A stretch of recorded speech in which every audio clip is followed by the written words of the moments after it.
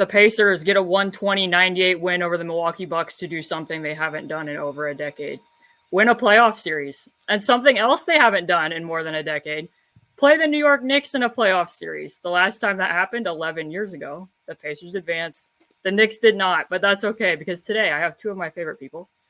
Benjy Ritholtz from Knicks Film School, somebody who I really enjoy collaborating with, really respect his work. The last time we did one of these, we've had several fans. I don't know if you've known this, being like, now that this is a series, we need this collaboration again. And here we are.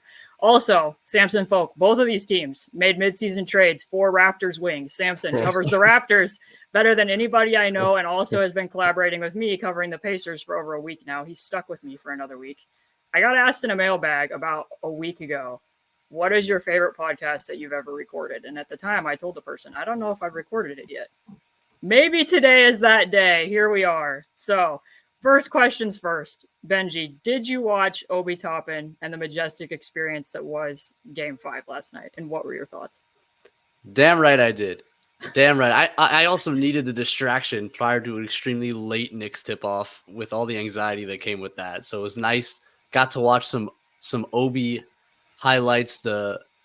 Basically the realization of the Obi dream happened in front of my eyes. It was truly inspiring stuff. So yes, I was privy to the Obi Renaissance. In one game, we saw Obi Toppin play at the 5 and defend Brook Lopez and Bobby Portis. In one possession, he defended above the level of the screen against Dame twice, switched on to Pat Connaughton and got a block. He rolled to the basket and made a push shot floater in the lane. And he made an off-the-dribble pass with his left hand past Chris Middleton's ear. Like, I really feel like that might even exceed, like, the best Knick fan optimism. Yeah, it was incredible. Now, the funny thing about it is, I tweeted this out last night, but like Tibbs basically stored Obi in the corner for 3 years. That was the plan, the developmental plan for whatever reason. I mean, there are reasons for it, but it is kind of how it ended up. And so I think you do reap some of those benefits because he's become a really good corner 3 shooter, and you saw a little bit of that. The stuff that you never saw with the Knicks, and that was fun to watch, was he screens and rolls and then seals a guy and gets an offensive rebound. Never. I don't think I saw that once in 3 years. Or the play that you're referring to in the third quarter where he gets a little push shot on a screen and roll. Like the stuff that kind of rounds out his game. Because if he's just shooting corner threes and he's just in transition, you could take that guy out of the game. But if he's actually involved in actions, you unlock his passing ability a little bit. That's what we always thought Obi could be. I know he hasn't been that all year, but I think he's shown more of it consistently with the Pacers, with the fit being what it is. It was great to watch. The funny thing is like, I know over the summer, given what Obi's role was, not very many paint touches, screening less than ever, taking more threes than ever. It really did feel like, DiVincenzo can do those things better than Obi. So it made sense for the Knicks to go forward and do that. In all reality, Obi's still not screening that much. Still taking a lot of threes. I think he's still only finished like 10 total field goal attempts as the roll man this year, but gets that one rather than having to roll in tandem with Mitchell Robinson out of a double drag. But I did a podcast earlier this year with Dan Devine, and he told me during it, he said, it's like Obi got sent to a farm upstate in New York, only there really is a farm, and now he just gets to run free. So, Samson, did you have any thoughts about the Obi Toppin experience? I've been enjoying it a bunch as someone who's seen him sparingly, I guess, watching him in this concentrated fashion, realizing that he truly is the bellwether for hot girl basketball, and the farm upstate growing, a firm part of the agrarian economy with buckets, certainly. He's great, man. That lefty pass coming up court, live dribble lefty, swung it under the rim. I was like, what the hell? It kind of blew my mind because I hadn't seen anything like that. When he went up and grabbed that no-look oop that Tyrese threw, and he's like catching it way out of sorts, finger rolling it just over the lip of the rim. I was like, man, he's really on one. And he may be like, too much dip on the chip. He started putting up a lot of threes towards the end. Like he was really feeling it. And he starts doing the thing. He starts doing the thing in the corner where his hands are up for 3/4 of a possession, waiting for it. Yeah. Like he's just freaking ready to chuck. He wants it bad. I think he achieved flow state, and good for him because I think we all dream of getting there at some point in time. And talk about a flow state too, when he clearly rolled his ankle, like at the 10-minute mark of the third quarter. He's basically on one leg, and he's still outrunning the Milwaukee Bucks in transition. So And he stayed on the floor for the remainder of that quarter. I'm like, oh, they're not going to take him off until his shift's off because that ankle is going to swell because he had rolled it pretty obviously. But I don't think Obi Toppin will most likely be the star of this particular series, though I expect that he might still be a significant contributor given what the Pacers' depth are. But the two main stars of this series, I think, Jalen Brunson and Tyrese Haliburton. A stat that I've monitored and really been interested in all year is no two guards in the NBA, according to Second Spectrum, reject screens more frequently than Jalen and Tyrese, but I feel like they do this in a very different way. So Benjy, from your experience of watching Jalen Brunson, why is he so good at rejecting screens? And just to be honest here, he is number one at rejecting screens. Tyrese is number two. There you go. Yeah. I mean, he had one last night on Maxey that he made his first three coming back into the game. He had made two straight to push it to 6. Where I think, and this was before a dribble, so he rejected it just out of basically triple threat. He's like able to make more movements within a second than I think anybody else in the league. Like there's so many just like fast twitch muscles in his body that people don't have. I don't know how to explain it, but he's able to sell the fact that he's going into the screen and yet within a split second then reverse course, and before the guy can react, he's going the other way. You can watch the one he did to Maxey last night. I think the threat of his pull-up game, both from 3 and mid-range, you really want to stay on his hip. Every coach's focus is if you're going over the screen, is stay on his hip. So like the threat of that, and you never want to detach. So all those sudden movements and that reverse of direction, I think, is even more powerful. And then he just freaking loves to do it too. Like sometimes I think he's over addicted to it. It's like, man, like we can get into something here, get them into rotation a little bit if we use the screen, but he really doesn't like to all that much. Some combination of all those things. He even does it off like when the first screen's there and on his like escape dribble, like as he's backtracking, like most guys, okay, now we're going back into the next movement. He's reversing course within the escape dribble, like all in one motion. It's just extraordinary that he's able to do that. And I think that's what keeps guys so off balance all the time is his ability to move so quickly in short bursts. When I think about Jalen, I kind of think of the stutter rip and that his whole game is a stutter rip. That it is like the stutter rip is tough for defenders because it's that jitter. But it's that jitter that it kind of messes up what you've seen before with that step through, that jab. And working from there and getting downhill, as Benjy said, putting people on the hip, that comfort playing off of 2 is really what weaponizes everything. And so many guards have a really tough time occupying those spaces on the floor and still being like, I'm comfortable here, I'll make a shot from here.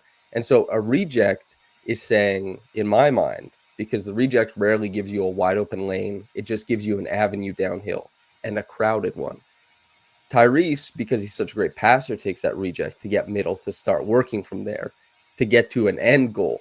Whereas Jalen doesn't know what the end goal yet is.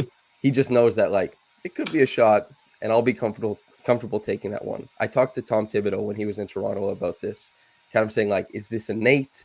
Do you find that this is something you can teach? And also talked to Eric Spoelstra about it. And those guys came away saying, like, a guard who's that comfortable in the middle of the floor, you just got to be like fundamentals, cozy with the competition, and you got to work on it from like a very young age. Because Eric's talked about it more. Like it's really hard to teach something like that. And Tom just kind of got to like wax poetic about his guy and be like, "That's a special kid right there," you know. I've known him since he was 4. Yeah, that whole. He's so impressive getting middle. It blows my mind every time. To a certain extent, the way that both of them set this up also is almost the character of both teams, right? Because I feel a lot of times with Brunson, it's more so happening when the defender's taking a step toward the screen or the defender's adjusting a stance. And then it's like what Samson says, where maybe he is driving through a crowd and he's going to figure his way out of how to get out of that crowd. Whereas with Tyrese, a lot of times it's because he's applying so much pressure in transition that the guard is having to backpedal, they're flat-footed, and it is really hard to absorb the ball in transition and then also direct and connect it without giving up that emergency rotation. I think in the game in December when Tyrese had the 2020 game, obviously against the zombie Knicks after they had traded for OG, very depleted rosters, Evan Fournier's out there running around. other ghosts of Knicks past are out there playing in that game. But like you can see Tyrese do that in semi-transition. Like they're calling for a wide action. And sometimes this is something else. Tyrese likes the gamesmanship of it. He'll call a play very demonstratively right in front of his defender. And then he'll get DiVincenzo like, oh, they're running wide. I'm going to look and turn my head, and I'm going to look to see if Buddy's coming off that screen. The second he looks to see if Buddy's coming, Tyrese is gone, and they're getting a corner three out of it. So it's really kind of stylistically a difference in how both of them approach the pick and roll and how both of the teams approach what styles they play in. But I just wanted to get both of your thoughts on that because that is something that the two teams are so different. The two stars are so different. But in terms of an actual skill, that's something that they both kind of look for as their first thing when they're operating out of the pick and roll. But let's turn attention just to Jalen Brunson. Benji, I don't know if you're going to remember this clip that I'm going to throw up here on the stage, but this is actually a tweet, and this is how complicated what Jalen did is because the whole tweet can't even fit on the screen right now. But this was one possession against the Pacers in the third quarter. He evades a three-quarter court trap. Aaron Nesmith's attached to him like an itchy sweater. Takes away the get action. He circles back. He's going to go into like gut Chicago to try to get the ball. That gets denied too. Now he's going to come through a comeback, and Aaron Nesmith squares him up. Now Tyrese is at the nail because he wants to take away his left hand. And look how much separation Jalen gets going to the right to get to the rim. And I remember when we did that podcast, I told you, I said, it's like he uses his entire team as a jungle gym to get to his shot. So when you're dealing with something that's that degree of a load, a 1-on-5 possession, and that's not even bad defense. The initial trap probably could have been better, but that is not bad defense. How do you guard this guy? Can I say something quickly? Yeah. Please. You know how we said that sometimes the Pacers can get stuck in that spot where it's like a system creates looks, not a player? The Knicks are like the inverse, right? It's like a player creates everything. A system is nothing to a player. What's a king to a god? All that kind of stuff. I watched the team that used to be quite similar to that, the Raptors. It is very fun to watch the Knicks, like Raptors, Knicks, ISO ball, live on, and especially not watching it via like the 6'9" Raptors, but Jalen Brunson, like a guy who is so obviously insane at pursuing his own shot and taking any possible shot on the floor. So yeah, players create shots. I love that. That's great. What I will say, like what's changed, I think, especially post Randall injury, second half of the year, the player creates all the shots, but when you watched even in that possession, like the jungle gym needs to be there, right? Like everybody is aware as that action is going on that Jalen's been denied here. He's been denied here. How do we still get him open on the third action? So Precious Achiuwa has screened 3 different times in 3 different ways within that action just to get that sliver of space. And that's all that Jalen Brunson needs to create everything else. But like last year's Knicks, who are obviously also relying on Randall, first half of this year, there was not that like court awareness about that team at all. And it was like, if the first action shut down, then it's really truly just like an ISO. It's going to get Jalen Brunson the ball or Julius Randle the ball and let them work one-on-one and hope that help comes and we create something off of that. I think what we've seen, and we saw it a bunch against the Sixers in the first round this year, is the whole team is so invested in getting him that space. It's kind of crazy. The load is insane. What they're asking Brunson to do seems impossible, but yet he keeps doing it. It's just become this crazy chemistry that exists on the floor now, even though it's so heliocentric, right? Even though it's all Brunson, but everybody is working together to get him into those spaces. Very glad you highlighted the cerebral aspect of Precious Achiuwa's game. I knew you would like that. Doesn't get enough love. Yeah. Our favorite shooting guard. That's him. Yeah. Everyone has ducked the question. How do you guard Jalen Brunson? Oh, that's my bad. I don't know because the Sixers did an amazing job in the first 2 games. You need on the ball, you need length, you need intelligence and discipline. Like you need all those things. And Kelly Oubre throughout the season was that guy. I think better than anyone else in the league, believe it or not. And I think as this series wore on and you saw it down the stretch of game, it sucks because Brunson, he does the thing where he stops and you rear end him. We did it twice in the fourth quarter last night. The discipline aspect is so tough. To ask someone to stay on his hip but avoid fouling is almost it's a contradiction. Like there's no way to really do it. I think Miami, like people treat it differently. I don't, the Knicks have kind of figured out the trapping thing. I know we'll touch on whether the Pacers try to do that, but like with Hartenstein in there, maybe you do it more with Mitch when Mitch is in the game because of his struggles playing in that short role. But with Hartenstein and Josh Hart screening, those guys have kind of figured out the downhill 4-on-3 aspect, and you have really good shooters now with DiVincenzo and McBride and OG in the corners. I don't know if trapping is really the answer. It's probably a mix of everything, like you say, against any great player. It's got to be, but it has to start. It has to start on the ball with, I think length is really important, because if you're small, he's going to bully you. Even if you're freaking Drew Holiday or Derek White, he's going to bully you. You have to have real length, and you have to have that discipline. I think the best Brunson defender is on his team. Like, I think in a lab, OG Anunoby, you'd be like, this is a guy who contain crowd, strong enough to like not get thrown off by all the bumps, stay disciplined. I also thought it was interesting, and feel free to correct me if I'm wrong, that he had to play with a little bit more pace in the middle of the floor with Embiid's presence there, and to watch Brunson take that new challenge in stride throughout the series and kind of like game it, figure it out. Really big development, because I think, Knicks fans and everybody was seeing like what the commentary was around Brunson after the first couple games. Like, it's saying like, okay, he's getting stuck in places, like there's not a lot of creation, but just what great players do is they just figure it out. Like, I need more pace coming through this action. I need to be a little bit more decisive going downhill. It's not as much like pick up and wiggle. It's a little bit like extended dribble. But I think it's, as you said, you want to throw quite a few different things at them. And this is where coaching comes into it. You need a coach who's pulling the right trigger at the right time to keep a star off kilter. Most likely the primary defender is going to be Andrew Nembhard. And Samson knows, we've talked privately off air, that I've told him that I think Andrew Nembhard's pretty talented as a point of attack defender. I think he has a lot of talent with his feel as an off-ball defender as well.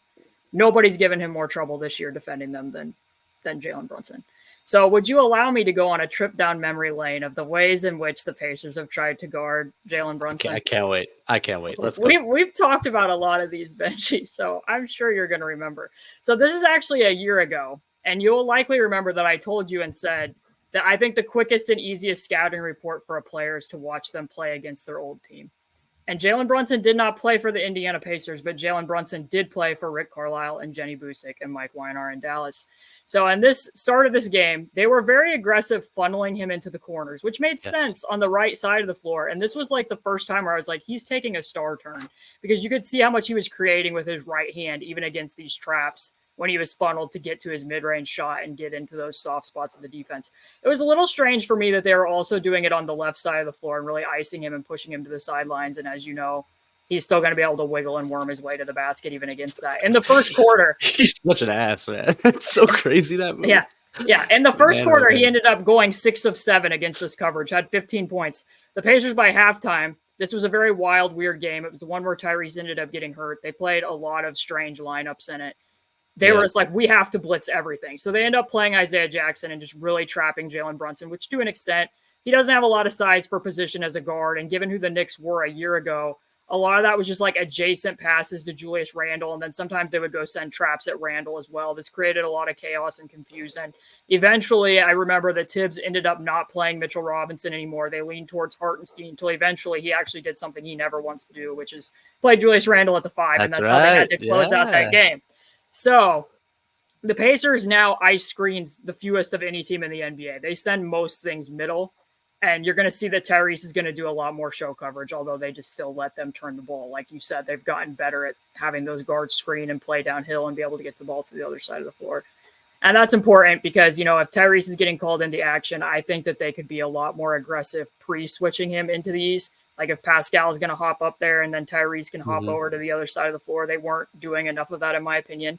But they're just giving Brunson access to the baseline with Tyrese in those types of situations. And then also, like, Obi was getting hunted a lot, and he actually told Pascal, like, hey, go. This is the one time where they pre-switched Pascal into Brunson, and you could really see him changing his top foot and at least got him to pass the ball. So that was a little bit of a small win in a game when Brunson went off for 40-plus points. But that's where you want Brunson. In that last clip, I think his isolation numbers this year are not good. I know you think it would be, but they have been very poor. I think in the first round they were poor. If you have him dribbling through his legs a few times on a big, now it can't be like it can't be like a slow-footed big at the Right. 3-point line. But if it's someone who can move their feet a little bit, you're gonna force him most likely, if you stay down on the pump fake, into a contested fadeaway mid-range shot. Like that's where that possession is going to go, or he passes. If the Pacers can get him into that scenario enough, I think that's probably a win. Sorry, I interrupted you though. Yeah, I mean, then that's where they need to be more active in spots where Pascal, needs to be the person that's pre-switching on some of those approaches, because as you'll remember in that game, it ended up being where Buddy Hield got left on a couple islands, even though they had gone switch to blitz on like pretty much every other possession. But it was Buddy. Let's have him try to hold down the fort here. But this is a possession that I actually want to get your insights on. So Brunson doing a bully drive there on the right side of the floor. You can see that Andrews flooded over. He's going to perhaps double from the bottom. Pascal has the option to double from the top. When you watch Brunson play against other opponents, where is the best spot on the floor to double him from if you're going to double in these types of situations? Because that is Buddy Hield. Not that Buddy's on the roster anymore, but you see my point.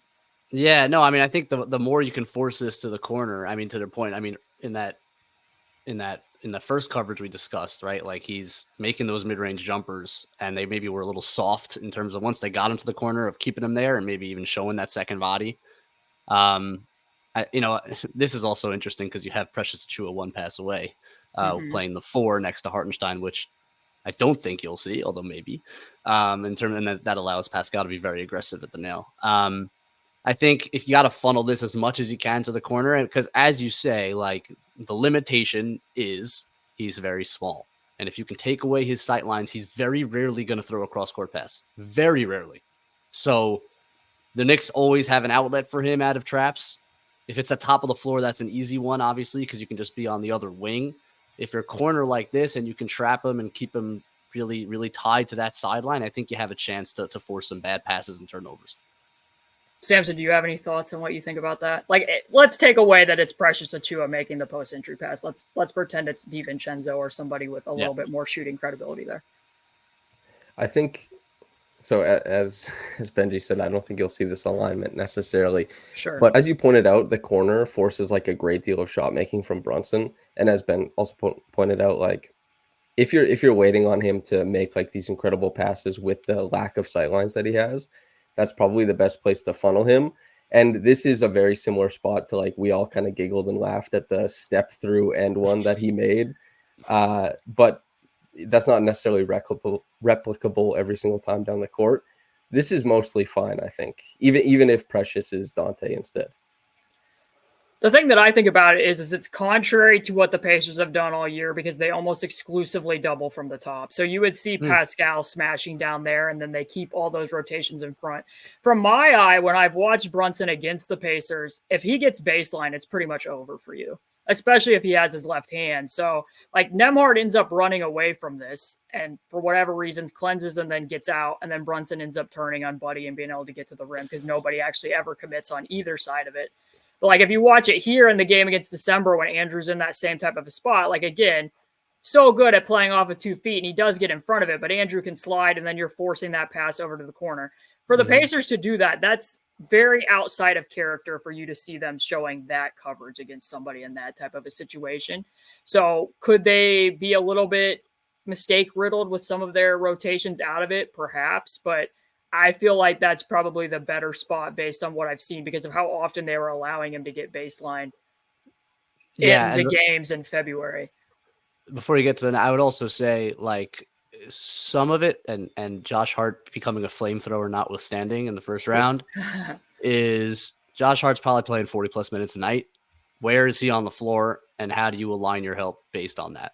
Right. Like, I think he basically, after the first 2 games, he took the 76ers out of the strategy of literally ignore the guy. Like Kyle Lowry was playing middle of the floor throughout the entire game and just leaving that dude. They came out of that, but nonetheless, obviously you saw in the last shot of the game, right? Maxey stunts at him and goes back to DiVincenzo, and Hart's open and he makes the shot. But like that is sound strategy, right? So from a Pacer perspective, I feel like it's understanding. I don't know who the roamer off of Hart, quote unquote, is going to be.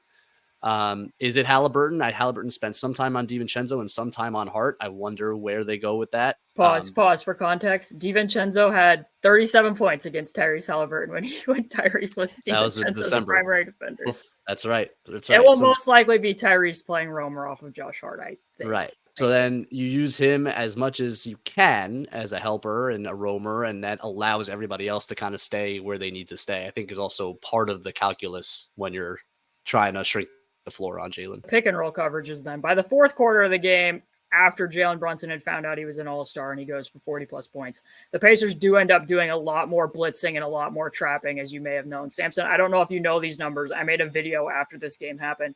The New York Knicks had 24 offensive rebounds in this game. When Jalen Brunson was on the floor, their offensive rebounding rate was 45.8%. When he was off the floor, it was 29.4%. And that's not because Jalen Brunson is gobbling up a bunch of rebounds. It's because he was forcing traps to this degree, and then the Pacers are outnumbered. Since they've acquired Pascal, they're not the worst opponent offensive rebounding rate team in the NBA anymore, but they are still 24th. In the fourth quarter, when they went to this trapping, the New York Knicks offensive rebounding rate when Jalen was on the floor was 71.4%. They grabbed 10 offensive rebounds against this. So this is the conundrum they find themselves in. It's going to be a tall order for Andrew to be guarding Jalen Brunson and lock and trail over the top with Miles and drop. But if they trap, they're not a good enough rebounding team, I don't feel, to be able to hang in these types of situations, because that's what you're going to see. It wasn't even solely that they got outnumbered. They also just got out-physicaled by Hartenstein and Precious Achiuwa in that fourth quarter, giving up a lot of second chances. And those situations, obviously, Precious had a really strong game against them. Here they are doubling from the top. Like I mentioned, that's usually where they're going to go. They get put in a rotation. Ben falls. They both rotate to the wrong spot, and that leaves Precious and Josh Hart available to crash and then get that easy putback. So where do you fall on the balance, both of you, between blitzing and what the gravitational waves of that can be with respect to this Pacer team, or Benjy, more generally, what you've seen across the league this year? Man, I mean, they rebounded 50% of their misses against the Sixers in the fourth quarter all series. Like, it's amazing. And the Sixers didn't trap. The Nick Nurse really held off on that for the most part. He did not trap. I mean, really, very rarely. I mean, maybe twice a game throughout the series he trapped. So, obviously the trapping does make it more difficult. The Knicks, I mean, this is what they freaking do. And it is, they wear you down too. So, like, I think what happened to the Sixers is, like, they held their grounds on rebounding the ball for 3 quarters for the most part. And then fourth quarters, like, they just could not maintain that consistency in boxing and bodying, and it's hard to do. And the Knicks are freaking relentless. And I don't, I wouldn't, if I'm the Pacers, that alignment you just showed is insane. Like, you're putting 2 at half court. Like, that is like JV stuff. Like, I don't know any, like, I don't even know anyone who's worth that coverage. I don't think Luka's worth that coverage. I think you're just asking yourself to get broken down. But in terms of, and that's too far one way, obviously. I think they are going to have to play some of this series in a over-the-top drop kind of coverage. I think that's going to be a large portion of it. I think what you do is you dig off and you help off of Hart at the nail. If he's 1 pass away, even if he's 2 passes away, you can clog and have your nail defender cover the corner if he has to. But you have to mix in traps both to kind of get Brunson off balance, and if Brunson's doing what he's doing and he's on a run, then maybe you have to throw it in there, but it can't be all the way out there, because then you're dooming yourself to both breakdowns and then the offensive rebounds, to your point. I agree there too. And also not that I'm like a big stats guy, but if you're giving up that percentage of offensive rebounds, just statistically funneling like Brunson to kind of like into boogie woogie territory where he kind of does his thing, it might be demoralizing in some sense, because you're like, damn, this guy keeps getting his shot off, or he keeps like bringing help maybe with like 9 seconds left on the clock and they get a good look. But that level of offensive rebounding, if you let it go wild, it can like capsize you. I think it's better to try and play contain where you can. And it's, in my mind, it's always a decent idea to let players prove to you that they're supernova before you react as if they are. And while Jalen has been doing that for quite a few games in a row, I think I would still let the clock go from 0 against the Pacers. And to be fair, that's what the Pacers did in that game. They didn't advance to that until the fourth quarter, and that's when they got absolutely crushed on the offensive glass. By the numbers on Second Spectrum, the best coverage against Brunson is blitz. 0.973 points per chance this year when you do blitz Brunson. So I think that we both commiserated on it a little bit. Was the best team that guarded Brunson this year the Los Angeles Lakers with regards to trapping them? And of course that's their very unique ability on the back line to just recover out of everything. Like that. I mean, I remember that game also. The Knicks have had like 4 different seasons. I know the Raptors had like 13 different seasons, but the Knicks have had like 4 different seasons. And I recall that game again was like with all the injuries, like it was a lot of Precious, Hart, and a center lineups. And so the Lakers are really good at that to begin with in terms of because of all the length they have in AD on the back line, and LeBron can run and roam and do all his stuff. So you can trap and recover out. I don't know if the Pacers have that kind of personnel. And then also the spacing was so bad with those lineups in the second game, at least against LA. It's better now, right? So I just don't know the viability from Pacers personnel perspective and then like the increased spacing the Knicks have, but it will be part of the story, I think, Caitlin, right? Like they will show some blitzes. Let's talk a little bit more about what you said with regards to some of the spacing and the digs and the off-ball movement, in case that's more what the Pacers lean into. Since they acquired OG and without Randall being out there more, do you find their activity, their off-ball screening to be more active than what it was beforehand? Like, how much harder is it for you to be digging off? Are they going to test those stunts?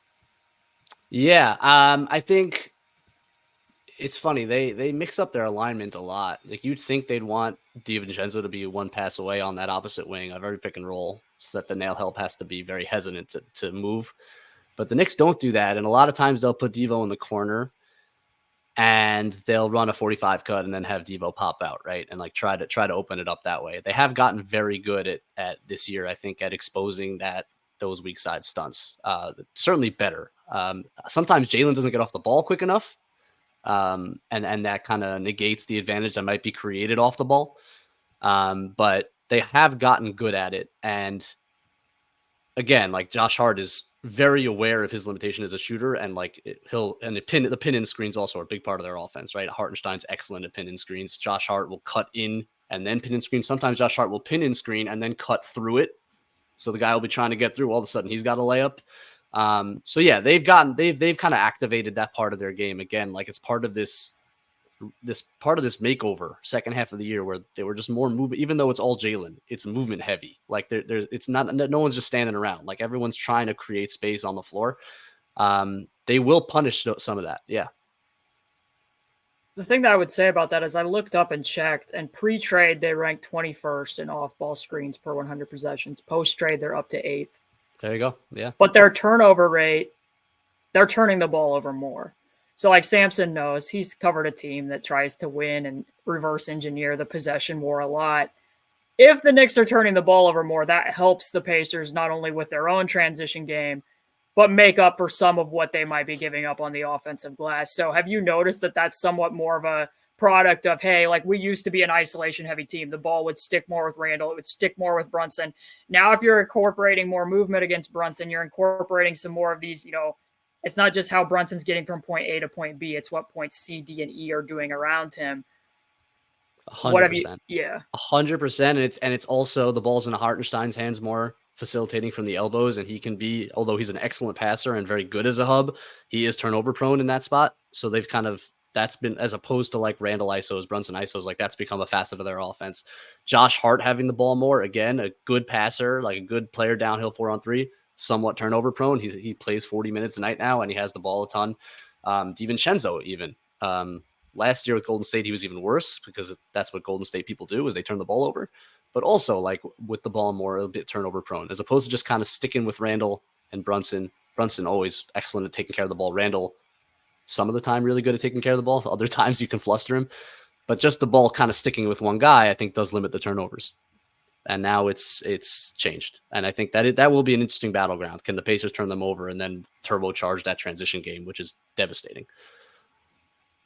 Samson, thoughts on the possession war battle here and what that pertains to with more off-ball movement versus what you might give up with turnovers?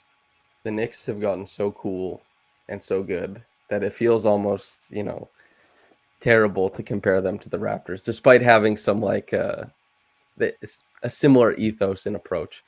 I do not have a ton of confidence in the Pacers defense to like turn it up and turn the Knicks over. Sure. At the drop of a hat. Now they might have a couple games, that might be it, but that's probably not something I'm planning for exactly.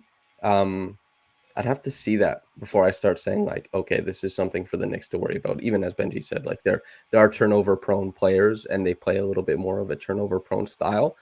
I'd have to see it from the Pacers to start that defensive playmaking up. Like obviously we'll see it from Nembhard. We'll see some from like TJ, but I got to see it from the back line a little bit more. Yeah, I mean, in the reverse situation, something that Tyrese has talked about, that it becomes very hard when you turn the Pacers over because they are moving at such a fast rate in the up-tempo court that for them to have to stop and then turn back against a live ball turnover, not that they're a good defensive team to begin with, but that puts even more pressure on their defense. But something that I do want to build off of before we leave the Jalen Brunson conversation is, in guarding him, is the best way to guard him almost what you're doing against him offensively? And how much is that? What are you noticing in terms of teams attacking him? How is he holding up when he gets targeted? What is the best way to target him, given the upgrades that the Knicks have made defensively, not only just, acquiring OG, but what that overall defensive unit is? Yeah. I thought, look, you're going to get your like standard kind of too high, like bring whoever Brunson's guarding into the Tyrese Haliburton action and see how the Knicks react. I think the Knicks this year, at least, and I've only gotten to watch about a game and a half since we knew what the series was. Brunson would switch occasionally onto Tyrese, mostly show and recover, kind of depending on context and maybe how many guys are on his side of the floor. But he, that stuff, look, you'll get some stuff out of that. Like it's hard for any team to guard that kind of thing. And they don't want Brunson, I don't think, switching onto Tyrese consistently. Show and recover has its own downsides. You're going to open up some cracks. And then I thought the Sixers had the most success actually when they put Brunson and he was guarding Lowry during these games. They'd put him in a stagger screen as the first screener before the big. And the Knicks could not freaking figure out how to guard that thing. This is how the Sixers basically took off in the third quarter of game 3, the game that they won. The Knicks can at times struggle communicating those types of complicated actions. And the one thing I do worry about, I think maybe my biggest fear about on the defensive side of the ball is how the Pacers are maybe the best team in terms of like flying into their actions and forcing you to communicate several different ways on a single possession. And the Knicks can get lost on some of that stuff. And if you involve Brunson so that there's more to think about in terms of like, can we switch this? Do we have to stay? I think you can get some open looks off of that. So, and I know the Pacers do run that stagger action a lot, right? And I think you'll see whoever he's guarding, if it's probably Nembhard to start, as the first screener in that type of action to try to confuse things. If it is Nembhard, one of their favorite actions that they like to run for Nembhard that you'll see when Pascal brings the ball up the court is Nembhard will come off a stagger with Tyrese as the first screener. When Nembhard catches that pass from Pascal above the break, Tyrese flips around and will go set a ghost screen for Nembhard, and then you're putting that player through that many, you have to come off the stagger, you have to defend the ghost. If you don't switch it, it can become complicated. But that is something I wanted to ask both of you. Do you think that Brunson will guard Nembhard, or do you think he'll guard Nesmith? I think Nembhard is in for another like really great series. He obviously that was how it worked out against Dame, and Dame wasn't present every single game, but Nemby had an opportunity to like show out on the defensive end and found a bunch of space because of how defenses tilt towards Tyrese and Pascal, that there's room for him to be a shot maker, not only as a catch and shoot guy, but as a creator. I think that there will probably be room for that. And I think if I had to guess, it'll be Brunson there. Yeah, I agree. I think that's how the Knicks will start. They did move Brunson around the floor against the Sixers, so I don't, they won't necessarily stay one way, but I think he'll start on Nembhard. I think Nesmith obviously just provides a certain, Nembhard's a physical player too. It's kind of funny. I started to say that, then I kind of stopped myself, but Nesmith's just a little bigger. I think he could potentially hurt you on the offensive glass. That's a place the teams have really hurt Brunson, because he is a very good helper and he'll get in and try to draw charges, but that opens up his backside for offensive rebounds a lot. So Nesmith could be flying in there and hurting him. And then also just shooting over Brunson contests. Like Nesmith can just basically just spot and shoot over it. Nembhard, I don't think, is quite as willing a shooter and also just a little smaller. So that's why I think they'll start. But sometimes he shoots 23-foot threes as 26-foot threes, which will give him a little bit more extra space. There you go. Will you both allow me a mini rant if we return to the film room about this topic? Sure. Please. Okay, here we go. So in the fourth quarter of that game, you might recall that this was when I should have known that Buddy Hield would no longer be on this roster anymore. because they're in the fourth quarter of a tie game. Precious Achiuwa is guarding Pascal Siakam. Jalen Brunson is guarding Buddy Hield in the corner. And instead of being like, hey, let's run the offense through Pascal Siakam as the ball handler, use Buddy Hield as the screener, perhaps Pascal can then back down Jalen Brunson. They kept having Pascal Siakam screen for Andrew Nembhard and then letting Precious Achiuwa either switch or Andrew Nembhard ends up turning the ball over, dribbling off the pick against Deuce McBride. And this is why I asked what is the best way to target Jalen Brunson, because they virtually did not put Brunson into many actions as the screener. As you said, there was only a few times that he ended up on the ball against Tyrese, and even one of them, they're like, oh, let's get Brunson off the ball and let's go screen Bogey into the action instead, which I realize is not a terrible strategy to get Bojan Bogdanovic on the ball, but you see. So then another one, here is Jalen Brunson guarding Nembhard in the corner.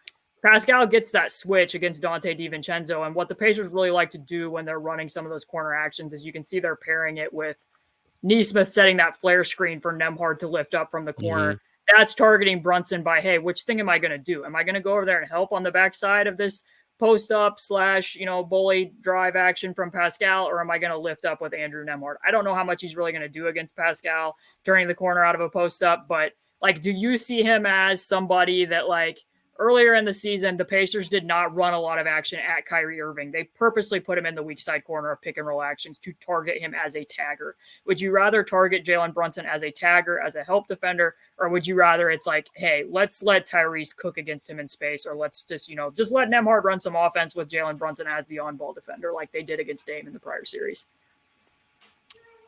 Yeah, I mean, I think I think it's all of it. I think you mix all of it in and you test him in all those different ways. It's like, I think in certain matchups, I think even against Philly, Brunson's wasn't such a weak point as a weak side helper because he can meet Tyrese at the spot, right? Like Maxi's driving around that corner and like most of the time he's just going to go up and Brunson can meet him there and be a helper. Tyrese Haliburton, we're talking about different Tyrese's. Haliburton, different story because, man, I don't think anybody in the league maybe Luka tests the weak side helper the way and manipulates the weak side helper the way Tyrese Haliburton does.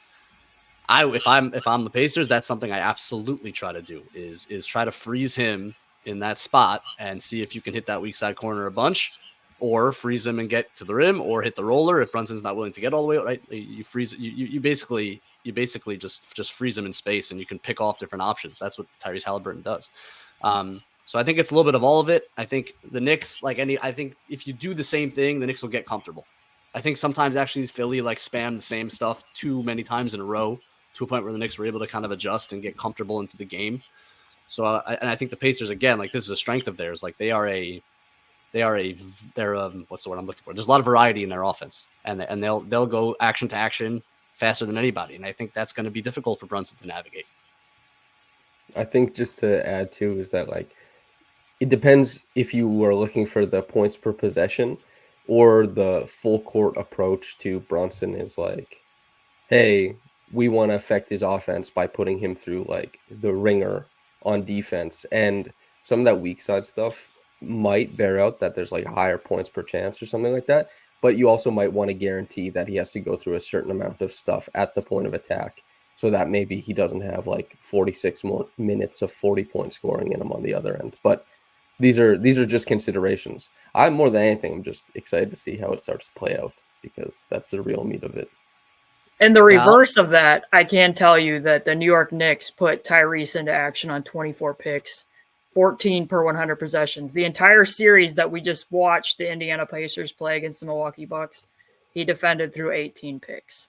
So the Knicks did that in 3 regular season games. So I expect that there's going to be a lot of targeting of Tyrese Haliburton in an attempt to slow him down, not only because of what the Knicks offense is, but because of what the pace for the Pacers is, and that isn't something that the Knicks want to do. So yeah, the Knicks are hunters.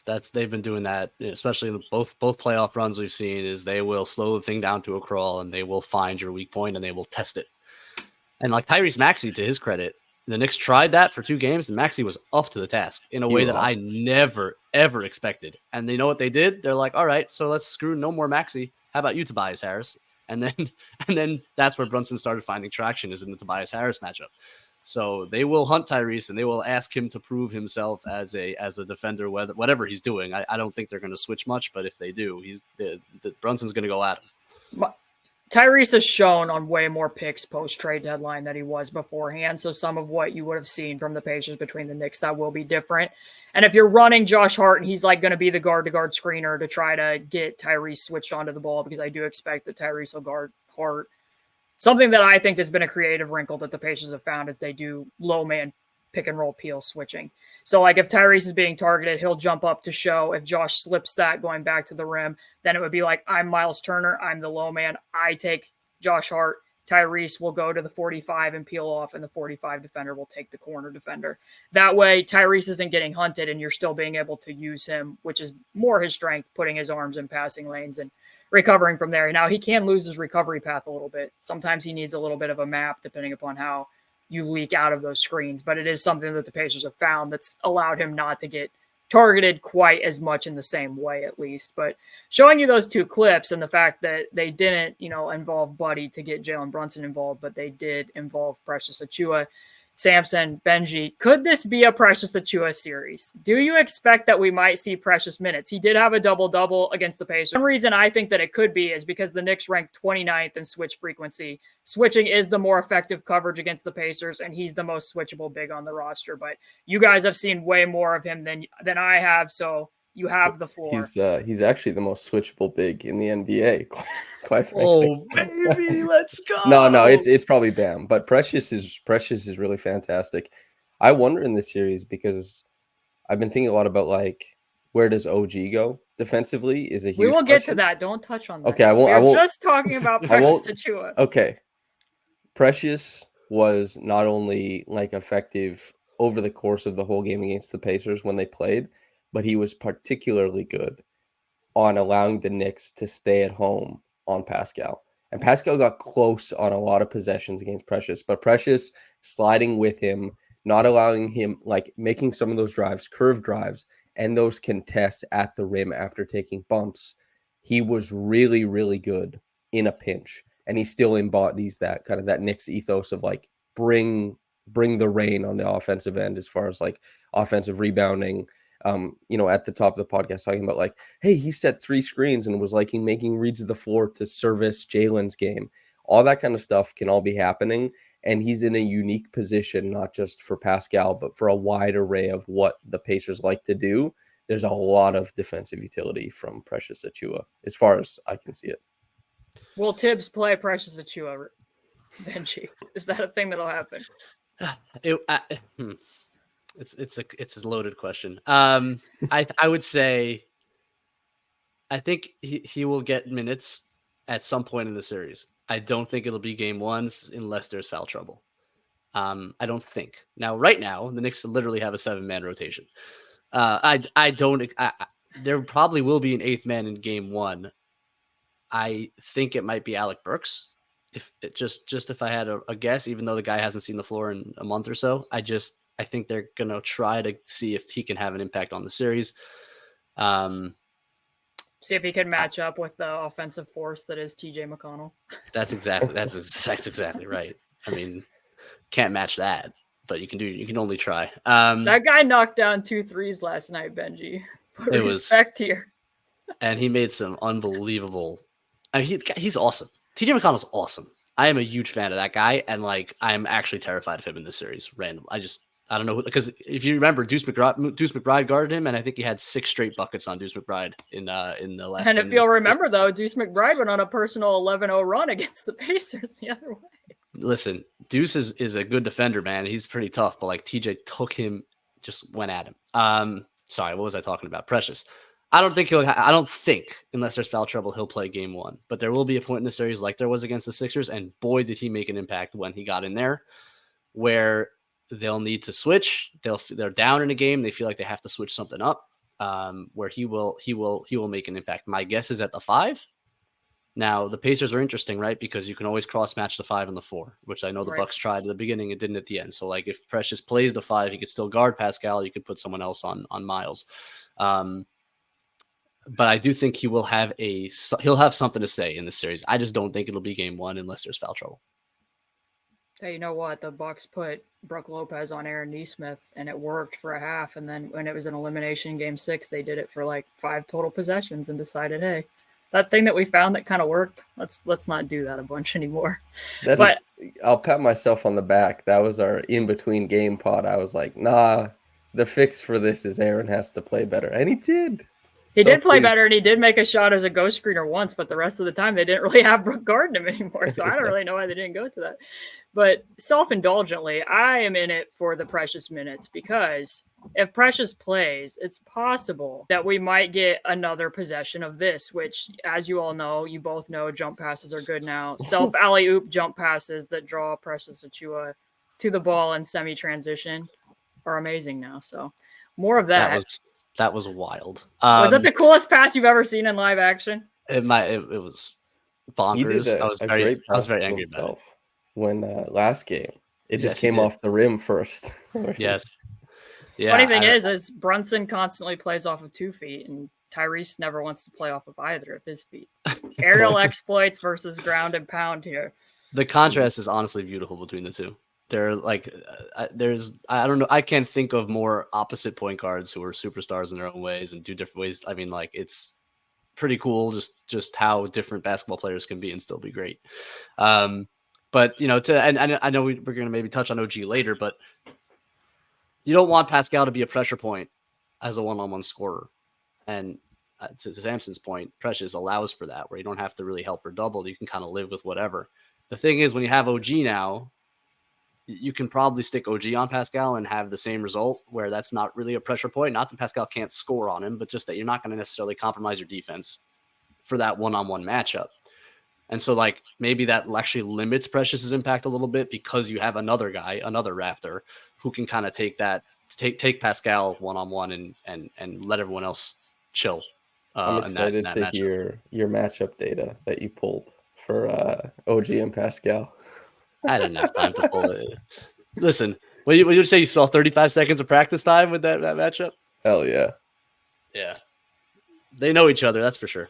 I've decided it's time to pivot the conversation to OG since we're already there anyways. That was what we had next, because we'll pivot the conversation to guarding Tyrese Haliburton and to OG's presence, because the Pacers did not play the New York Knicks with OG Anunoby in the lineup this year. A lot of what we have to go off from the actual games here isn't that telling. The Pacers played the zombie Knicks after the trade when OG got sent to New York. They didn't play him then.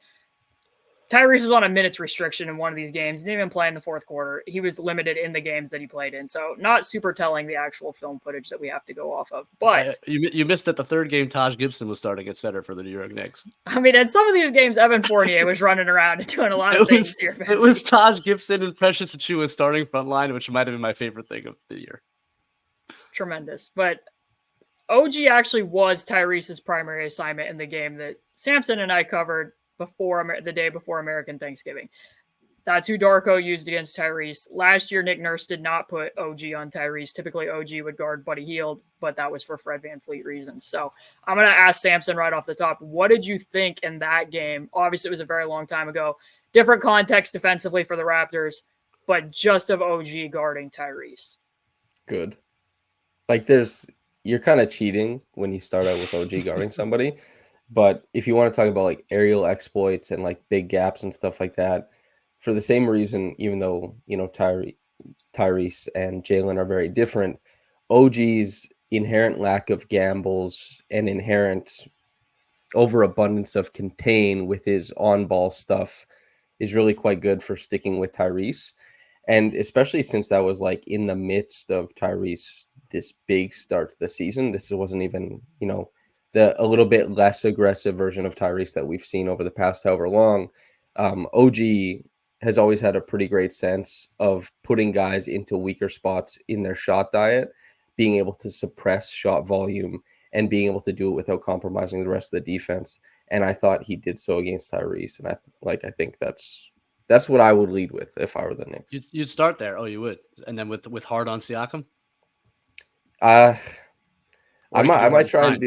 might try and do the big, yeah, see how that goes. But yeah, man, yeah. I mean, it's such a.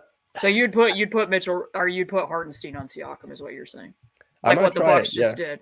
I might try and keep it weird. Yeah.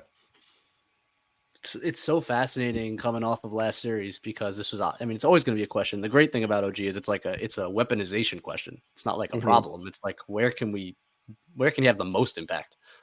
And I said from the beginning, I thought he should have been guarding Harris, Oubre, decent offensive wings, because I thought Maxi's so damn fast. It's almost, you're not staying attached anyway. And like, at that point, I'd rather him be on the backside, like contesting at the rim off of like so-so shooters. And first two games they had him on Maxi. They won both games, so it's hard to say it went badly, and they guarded pretty well.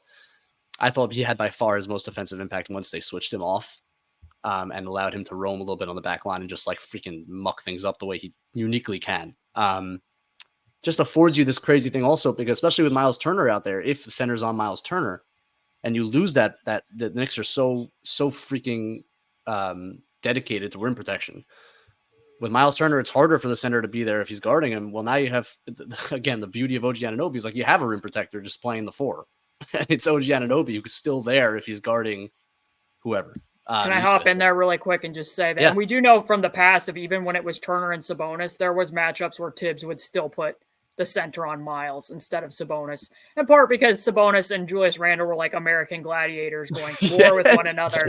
But also, he was definitely willing to live with Nerlens Noel, Mitchell Robinson on Miles, and maybe we get more than we bargained for. And there were games where they did, where Miles hit 7 threes, like what we just saw him do 2 games ago against the Bucks. But that does seem like that was what Tibbs was like. That's what I'm willing and accepting to live with.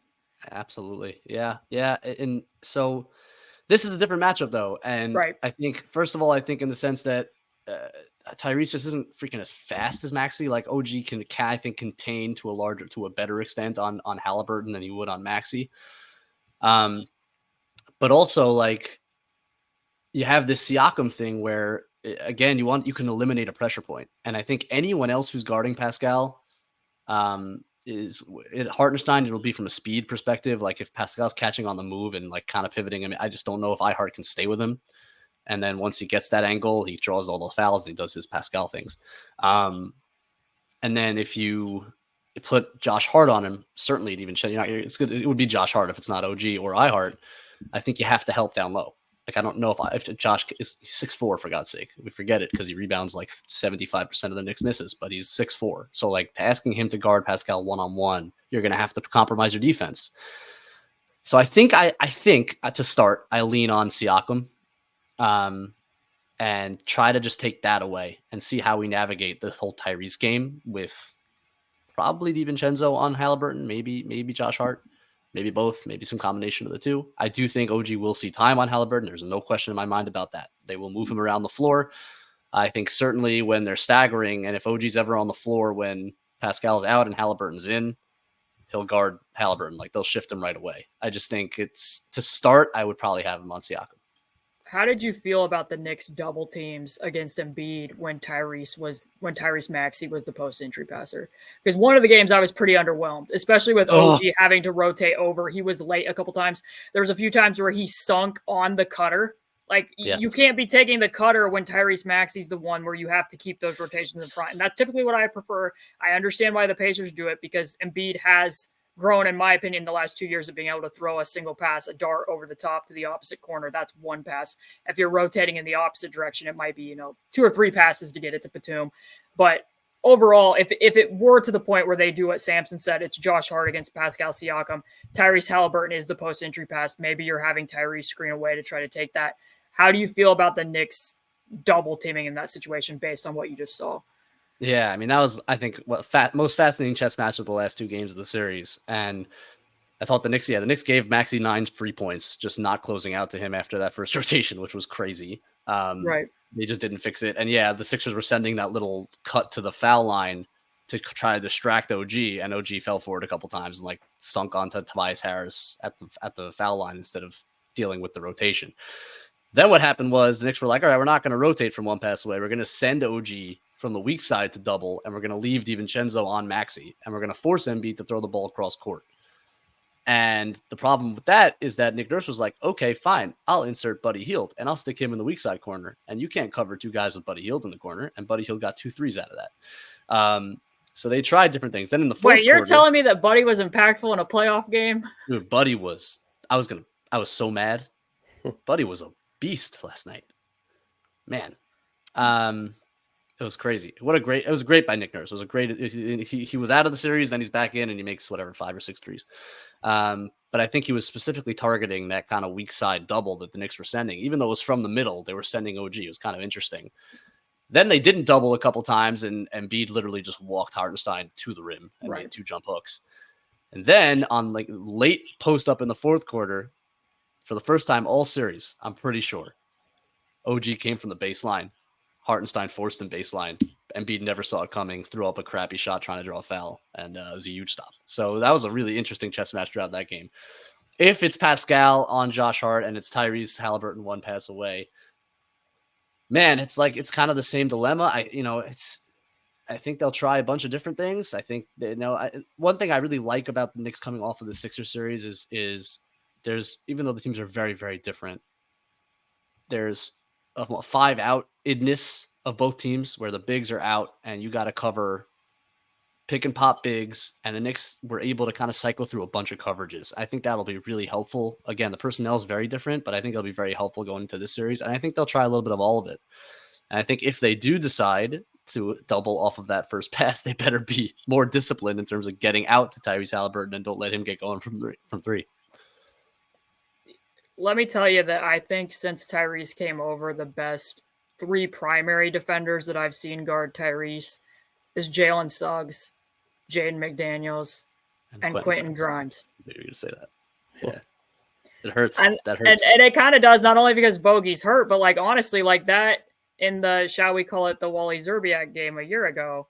Shall we? Shall we? I think we should. Yeah, so part of the reason why that game ended up going the way that it was is because Tyrese eventually went away from the drop coverage with Mitchell Robinson because Quentin Grimes was beating him to his spot even when he was rejecting those screens. So he's like, all right, I'm just going to try to isolate against Julius Randle, which ended up going poorly on that final shot against the wing, which that is a shot that Tyrese can make. But you see the point.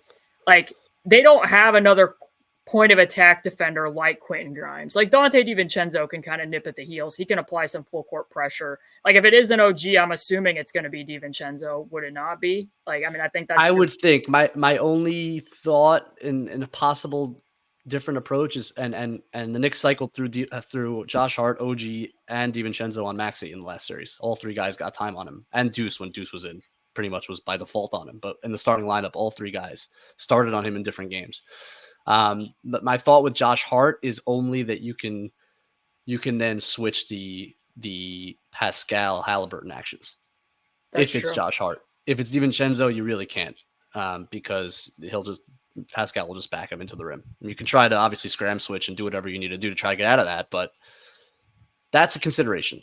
I think DiVincenzo probably starts on him, especially the way he ended guarding Maxey very well in Game 6. But I think you'll probably see Josh Hart on him as well. Yeah, those 3 defenders, because Grimes is able to plug the rejection and still be able to get up over the top of the screen when you set up a screen. Jalen Suggs, because he can apply full court pressure and he's very physical in preventing Tyrese from being able to be a screener and free himself. And then Jaden McDaniels, because Jaden can mix in unders and surge out. And because if you do reject it, Jaden still has the length to recover at the rim. In the case of OG, I watched back those minutes from the game against the Raptors. And as much as I love OG as a defender, I don't know, Samson, how often is OG picking somebody up full court? Because he wasn't doing it in that game. But that could be a change from Nick Nurse to Darko as well. You could see it in big games, but it wasn't like that was more so something that Scotty would do, just because I think it's not players affect how coaches use them based on what they voice and what they like, and OG is more so like they're not doing anything before half court. So, and there were times where OG was like a weighted blanket in that game. But like, I think that really in a playoff series, you really are going to have to be able to pressure Tyrese, space guard Tyrese. And I don't know if that's where the Knicks are going to want to start with OG, though I do kind of agree with Benjy that it could end up getting mixed in during staggered lineups. But I felt that the most productive minutes when OG was guarding Tyrese in that game were the start of the fourth quarter when Scotty was in at the 5 and they were switching. So like OG switching on to Miles, Scotty then switching on to the ball. When they could switch the Spain actions, it looked a lot better than what they were doing in the first half. And some of that was for Jakob Poeltl reasons, because quite honestly, that was not a game for Jakob Poeltl that day. And he was defending at a very odd drop depth, I felt, throughout, especially the first half of that game. But this possession against OG, so this was late in the fourth quarter, where I found like this to be a very strange decision from Tyrese, where there's 24 seconds to play. Scotty had made that keeper. The Raptors are up 2. And instead of like trying to get a screen to get Gary Trent involved or get literally anyone else involved, he decides just to go without a screen against OG to his weaker left hand, which OG forces him towards. Tyrese isn't going to finish with his left, so he tries to get to that runner with his right. Kind of falls down. I think he thought he got fouled. I don't think there was contact there, but those types of possessions, certainly, like I said, there's times where OG can be a weighted blanket against him. So I think that's kind of one of the more fascinating elements of this series is where they're going to put him, be it Siakam or Tyrese. And obviously we have no sample size of either thing because OG's not guarding his own teammate, and the Pacers haven't played the Knicks with OG on the roster. So, well, can I ask just like a philosophical question? Mm-hmm. We've discussed feeling apprehensive about how the Knicks guard some doubles. Do you feel better about the Pacers being able to run a larger semblance of their regular offense at pace and feeling able to suppress that? Or are you more worried about possessions filtering to Siakam against less than advantageous, I guess, defenders? Based on what the Pacers quote-unquote system is and how I know that they prefer to run offense, it would be more bothersome to them if Tyrese gets removed than Pascal does, because they're not going to tilt a lot of offense to post-up actions anyways. Like, I can count on one hand the amount of, like, actual set plays that they have to, here's how we're going to get Siakam the ball in an advantageous situation with optimized spacing around him. Yeah. So who do you think is the player best suited to remove the Pacers from that offense that they want to be occupying? I think it's face guarding Tyrese and applying full court pressure. So it's whoever Benjy tells me is going to be best at doing that. It's Deuce McBride. It's Deuce McBride, but I think it'll be DiVincenzo in the starting lineup. But these guys are all playing 42 minutes a night, so it's hard to even ask them to apply full court pressure. So I don't know if there's a good answer except for Deuce McBride. And ultimately, whichever pick and roll combination is going to be best at switching out against Tyrese. Mm-hmm. You know, the other advantage too, and I don't know how I haven't checked recently how well Siakam has shot the three with Indiana. You could tell me that, I'm sure, but like he's going to be the weakest shooter on the floor for Indiana, and if you have OG there, again, it allows him. You got to be careful with Siakam because he's a really good cutter and he can slip into space if you're roaming too much, but it allows him to be a bit more of a helper too. Than if he's on Haliburton, you're pretty much trying to deny him the ball once he gives it up. Like he's out of the play once Haliburton gets off it. So, despite what Nesmith is as a shooter, Nesmith led the NBA in 3-point percentage for a decent portion of the season. I honestly like roaming off of him better than roaming off of Pascal. Because Nesmith isn't going to create for you in space. He's not the best screener. You're not going to use him as a DHO hub. He's not going to turn the ball downhill out of a keeper. Like those other things are options that you might get to with Pascal, whereas with Nesmith, you are just more reliant on like, hey, make shots. I think that there's some other systematic things that you could do to move that roamer around, and the Pacers tried a couple of them last night. I don't think it's always like, hey, just stand in the corner and make shots. I think that there's other things that you can do there, but if I was going to roam off of somebody, I'd rather take my chances on Nesmith making just like stationary catch and shoot threes than I would on what Pascal did to Brook Lopez in the first 2 games of that series. Because quite frankly, like we can look at how Pascal's numbers dipped throughout that series, but what he did in games 1 and 2 is what made the pick and roll more conducive for Tyrese and Miles through the middle portion. And what Tyrese and Miles did is what ended up making the door open for the role players in game 6.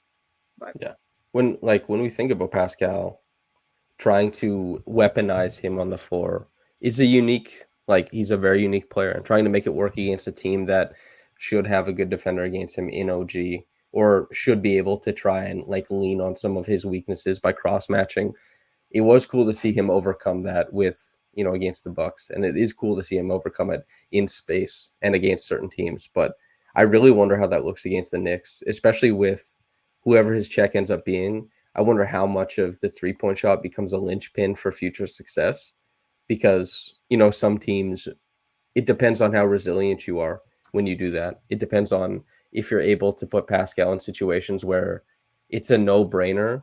The 3-point shot has to be the shot you're taking. Or if it's kind of this in-between where there's still time on the clock, where you still can get to secondary actions and you can use him as a hub who can create with a live dribble. Like all that kind of stuff kind of sits in the balance of how the Pacers try to approach it, and also how the Knicks try and like make the flaws of his game come to the forefront. Well, I had one question left that was going to be very Benjy specific, but appears as though his internet has prevented him from staying on. So I guess I'll ask it to you. Maybe you can answer it from a Raptors perspective. Does watching a Pacers Knicks playoff series bring any extra intrigue to this for you, given what the Pacers Knicks history is and what the most recent series was in 2013? I think it's awesome. It takes me back to the halcyon days of the rule of verticality. Like, what a crazy era in basketball. And I remember Paul George is like a top 3 player that I've ever enjoyed. I think he's the most aesthetically pleasing basketball player at his size. And like, it's probably Kyrie, but Paul George is a maelstrom of smoothness. Like, he's just everything and more. And watching those Pacers versus the Knicks, really fun games. It is like, there's a reason you laughed when I brought up the rule of verticality. It's hilarious to think about that era of basketball. But also there's a bunch of intrigue because like I talked to OG and Pascal. I covered these guys for years, and watching those guys go head to head, just from my little small perspective, I'm like, I'm excited for that, man. That's pretty cool. Yeah. While you were, leaving us in between there, Benjy, I decided to close this out and ask a non-basketball question. Just curious to know, like, do you feel any extra watching a playoff series between the Pacers and Knicks, given the history of these two teams? Is that any more special for you? Kind of like how we always have to say, the league is better when the Knicks are in the playoffs. Are the playoffs better when the Knicks and the Pacers are playing? You don't have to say it. You don't have to say it. You don't have to say it. We have to say it. Man, I have to say, like, I'm just a little young. Like, I was born in 92. I missed, like, the 90s things where I was really a kid. And, like, the Hibbert series, like, was fun and, like, kind of interesting, but wasn't, like, a crazy rivalry. So That's can't incorrect. say... This is the wrong answer. I'm going to have to kick you back out of the studio. You think that series was, like, a rivalry? I guess it was intense. It was Pacers Knicks, and Roy Hibbert did make the game-saving block against Carmelo Anthony. I guess I'm probably a little bit biased to it because that was the year before I started writing. So when that series was over, all 5 guys went to the podium together. Like, Paul George wouldn't go do media unless all 5 starters got to go with him. To watch how that era then ended, like a year later, with what was happening the second half of that season and how that team just the struggle bus that was the Indiana Pacers over the back end, and imagining them all sitting there at the podium together when they, advanced through and barely squeaked past Pero Antic and then the Washington Wizards and then losing 6 to the Miami Heat. Just a very different contrast. Like, I always say that my favorite run was the 2013 Pacer run far more than the team after that one. So I have a lot of fond memories of the Knicks Pacers series from that Pacer team was so special. I loved that team. I loved watching that team. It was like one of these, it was just a super complimentary team. Like, everybody kind of did their own thing. It was so cool. That was the era where it seemed like every wing cut their teeth against LeBron in a playoff series. And Paul George was like the most notable, but so did Jimmy Butler. Like, it was really fun, that era that everybody was trying to take down LeBron. We won't talk about the Toronto aspect of it. And every team wants to hang a banner as like, we played LeBron tougher than any team. Like, that right belongs to us. But yeah, so I mean, I was a little bit young, obviously, too. Like, I don't really have that many memories of watching Reggie in the Knicks series. Clearly, I was like a toddler. But I can tell you that you should go ask Jonathan the next time you hop on about some of his memories from that, because one of them, I think I remember, ruined his birthday party. Jonathan Macri, like our joint. Oh my god! Yes, I'm pretty sure that one of them ruined his birthday party. Him and Claudio. This is like, I mean, Miami last year was probably even worse. Those dudes really, really hate Miami. But Indiana does bring up some demons and brings up some emotion that is different. That's what's fun about it, though. Like, yeah, I can't necessarily like quite plug into it, But like when you have like 30, 40 years of history with the team, like it's pretty cool to get that emotion out of both cities. I mean, I can tell you that I think our collaborations have been like ping pong diplomacy between the two fan bases, because I think we've softened each other.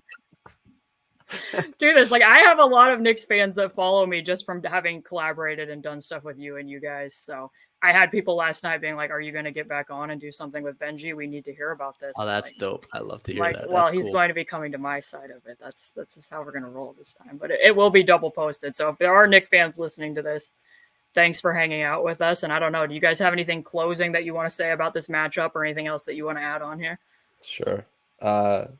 If the Pacers win this, it's an upset for sure. The Knicks are. I had this like under the radar Knicks win it all take. I was letting cook, and then Randall got injured, and then I was like, "Oh man, you got me nervous there for a second." Oh yeah, no. I don't think they fully have the juice. Look, Minnesota and Denver are so good. I'm not that big on Boston. I've talked about this with Caitlin. I know some people obviously disagree, but the Knicks are one of my favorite teams to watch. They attacking the margins of basketball and winning them so aggressively. It rules so hard, dude. And also, as somebody who you're only ever really observing New York from the outside, if you're not a New Yorker, there's like an idea of New York. They have a culture, all that kind of stuff. The fact that they have like this gritty ass basketball team that's just like, we go to war every minute. It seems like a match made in heaven. And to see those two things coalesce, and the fact that New York media is so eager to like portray that, it rocks. It's cool to see from the outside. No, it's fun, man. I mean, and I'm sure for you also, like, I felt like the Raptors were like the spin-off series this year for the Knicks. Like they were like a special I could tune into and like hang out with old friends. It was kind of wild. I watched a ton of Raptors basketball, even though they lost every game second half of the year, just to see how our guys were doing over there. Yeah, it is cool, and I'm thrilled. This is the series we get. We almost got it round 1. We get it round 2, which is dope. And like, listen, getting to follow you guys throughout the series will be super fun, just to see the different side of it, the Indiana side of it, and analyzing the series together. We'll continue to do it, I hope, throughout the series. Hopefully it's a pretty long one and a fun one, and it'll be good. People will know there is a deleted scene of me somewhere from the Ringers YouTube feed where I was asked a question at a coffee shop of what I thought the preferred matchups were for the Pacers, and it was between the Bucks and the Knicks, and I said, well, if the Knicks are fully healthy and the Bucks are fully healthy, I think that the Bucks are an easier matchup for the Pacers than the Knicks. That does not mean that I'm automatically saying that the Pacers are out of this or don't have a chance, but I did have more concerns about a Knicks matchup than I did for a Bucks matchup. And obviously we saw what the Pacers just did in some games without Dame and without Giannis available. So you never fully can tell with this team, but I do concur and say, and the Knicks, I hope they don't take this as a derogatory term, Grime versus Grace in a lot of ways in this series coming at us. So I'm curious to see which one will win out, and very grateful that both of these two guys were willing to sit here and talk with me about it, because I don't know how the series will play out, but this was one of my favorite podcasts that I've recorded now that I've done it in retrospect. So thanks to both of you for the time, and hopefully everybody enjoyed listening to this. Talk to you after game 1.